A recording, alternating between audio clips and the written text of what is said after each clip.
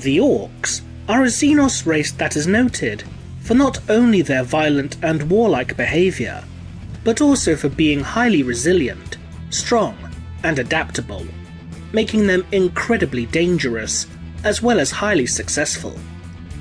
When an Orc warlord grows in power and his forces swell, they will typically launch what is known as a war, which is the Orcish equivalent to an imperial crusade. These wars are undertaken in order to find additional territory for the Orcs to conquer, more worlds to plunder, and above all else, more enemies to fight. As a result, many Orc warlords will eventually carve out their own miniature empires, before eventually overreaching themselves, spreading their forces too thin, and being defeated by their enemies, or the war simply dissipates due to infighting, causing the once cohesive horde to splinter back into separate warbands. When the Orc warlord known as the Great Tyrant of Jagger launched his war within the region of space known as the Eastern Fringes, one of the warlord's greatest warriors was an Orc named Gutrak. Gutrak was a warboss of the Goth clan who would lead the warriors of his tribe into battle as part of the Tyrant's War, and Gutrak would eventually lead his forces to the world of Eklepos. Eklepos itself was a dead world, with only a single indication of civilization upon it. In hopes of finding someone to fight, Gutrak launched an all-out assault upon the world. The world's single settlement, in reality an Adeptus Mechanicus research facility, desperately tried to stand against the Orcish tide, but were vastly outnumbered and outgunned by the Horde. Once Gutrak and his boys finished slaughtering the few tech priests and gun servitors that acted as the world's security forces, they headed deep into the facility in order to find more enemies to sate their battle lust. It was here, deep in the heart of the complex, that Gutrak found a doorway that was as wide and as tall as a Titan-class war machine that was partially sealed shut. The facility's servitors had apparently tried to keep something behind these doors from being discovered, which made Gutrak curious as to what could be contained on the other side. When Gutrak forced open the doors, countless eyes sparked into life as thousands of robotic constructs began to march upon them. Gleefully, the Orcs threw themselves at these metal men, thrilled at the prospect that there were finally foes worth fighting. Gutrak would personally tear the leader of these constructs apart, and would wear his face as a mask, taking the name of Dethhead as a result. Since then, Gutrak would abandon the Tyrant of Jagger's War and strike out on his own, with the Goth's ambition seemingly being influenced and directed by his new mask, though no one knows for certain. If Gutrak's newfound ambition is a result of his new mask, then the first question that needs to be asked is, just what exactly were these metal men? The first possible identity towards these constructs is that they were in fact Necrons. The Necrons themselves are an ancient race of robotic constructs that outwardly appear very much like cybernetic skeletons. The Necrons are also known for their vast tomb complexes, which appear on thousands of worlds throughout the galaxy. Because of these particular facts, it's possible that the door that kept these metal men behind it was in actuality an entrance to an ancient Necron tomb that the Adeptus Mechanicus had been studying as part of their research into Xenos tech and xenoarchaeology. The fact that this door was somewhat sealed would seem to indicate that the Mechanicus had delved too deep into the tomb and had triggered the awakening of the Necrons that slumbered upon this particular world. The information detailing that these metal men had an obvious leader could also be referencing a particular type of Necron, such as a Necron Lord, Pharaon, or Cryptek. Because of this, the fact that the head of this leader, which now exists as Gutrak's mask, is now seemingly influencing the actions of the Orc even in an apparent death-like state, could be pointing towards a form of mind control technology that this specific Necron had access to. Necrons do have access to certain forms of mind control technology, most notably mind shackle scarabs.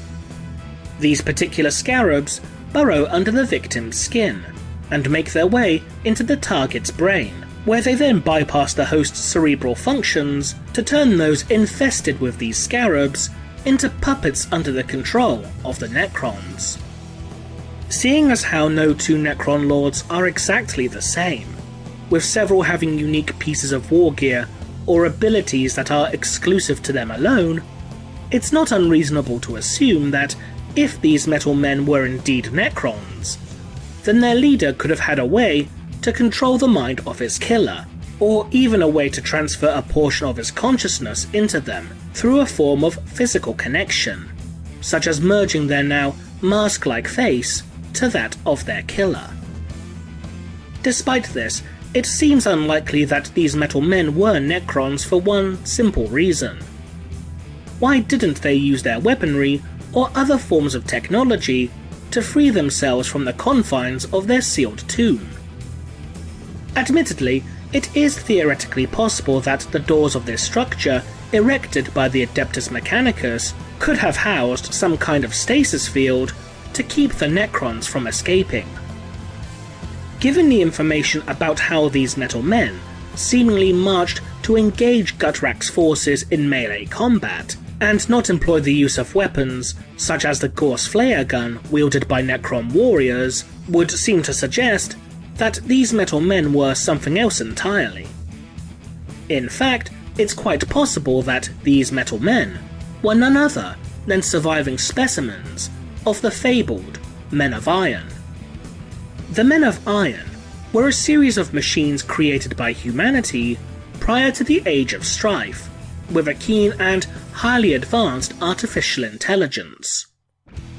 In M23, the Men of Iron rebelled against their creators in a war known as the Cybernetic Revolt. This war was so devastating to the human race that the later atrocities of the Horus Heresy seemed almost trivial by comparison. Despite the sheer destructive capabilities of the Men of Iron, they would eventually be defeated by a coalition of galactic powers, which was quite feasibly of both human and Xenos forces. While most of the Men of Iron would be destroyed, those that survived would be imprisoned in immense subterranean complexes that were sealed shut with thick metal doors and stasis fields. One of these prisons for the Men of Iron would be discovered by an Adeptus Mechanicus exploratory team within the Pax Imperialis comic Solitude. While the tech priests began their investigation of the site, a squad of enforcers from the Adeptus Arbites would order the Mechanicus team to leave the area, due to the site being declared forbidden by Imperial decree. Before the two forces could come to an agreement, they would be alerted to the discovery of the Men of Iron. One of the Magi from the Mechanicus was taken prisoner and mutilated by these machines, whose leader would then form a neurological link with the tech priest.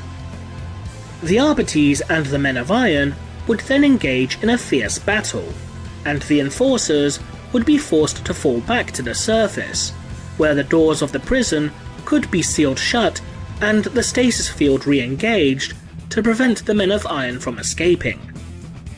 There are certainly similarities between the two complexes, shown in both the story Solitude and upon the world of Eklipos, with the large set of heavy doors keeping a series of dangerous robotic constructs sealed away behind them.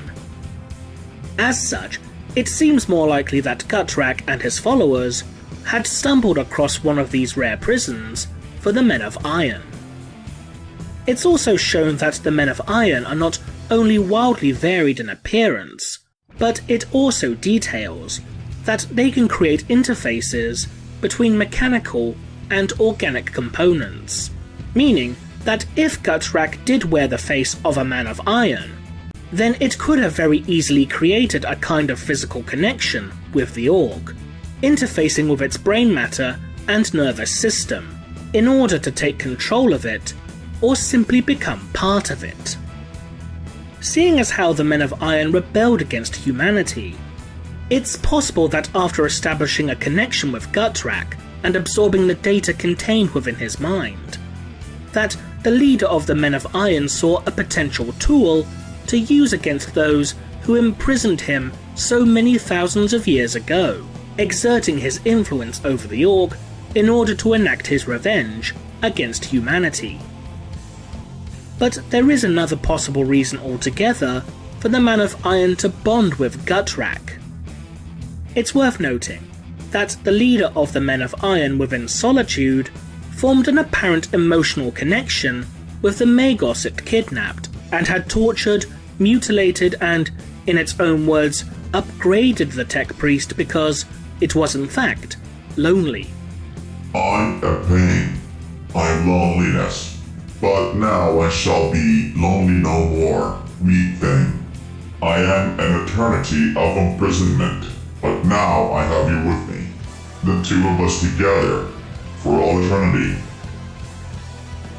Because of this, could it be possible that this artificial intelligence bonded with Gutrak so that it might never be lonely again, and now seeks to improve the orc to make it more efficient to the AI's needs?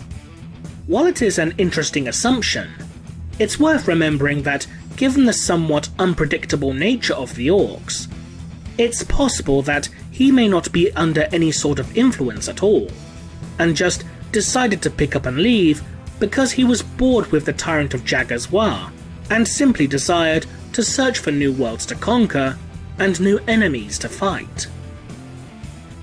What do you think? Leave a comment below, and thanks for watching.